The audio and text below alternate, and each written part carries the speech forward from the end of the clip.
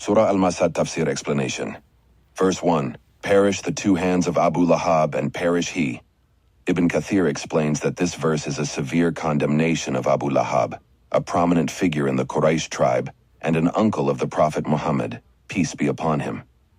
Despite their kinship, Abu Lahab was one of the most hostile opponents of the Prophet and his message. He continually sought to harm the Prophet and prevent the spread of Islam. The phrase perish the two hands is a metaphor for the complete destruction and failure of all Abu Lahab's efforts. His hands symbolize his actions and attempts to harm Islam, which are destined to fail miserably. The repetition of the word perish intensifies the curse, emphasizing his doomed fate. The verse highlights that no matter how hard Abu Lahab worked against Islam, his efforts would only lead to his own downfall. Verse 2. His wealth and his children will not benefit him. Ibn Kathir explains that Abu Lahab was a wealthy man, and he took great pride in his wealth and social status. He believed that his riches and the influence of his children would protect him from any harm and ensure his success.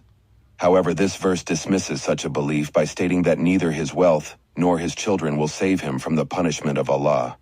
On the day of judgment, all of Abu Lahab's worldly possessions and his offspring will be useless, and he will face the consequences of his actions alone.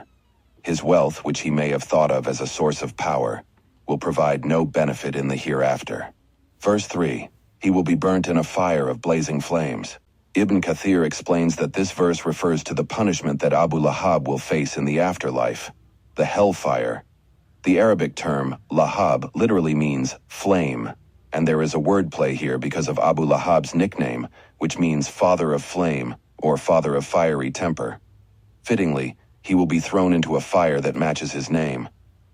This verse serves as a warning to those who oppose the message of Islam that they will face severe punishment in the hereafter. Verse 4. And his wife, the carrier of firewood. Ibn Kathir explains that this verse refers to Abu Lahab's wife, Jamil, who was also an active enemy of Islam.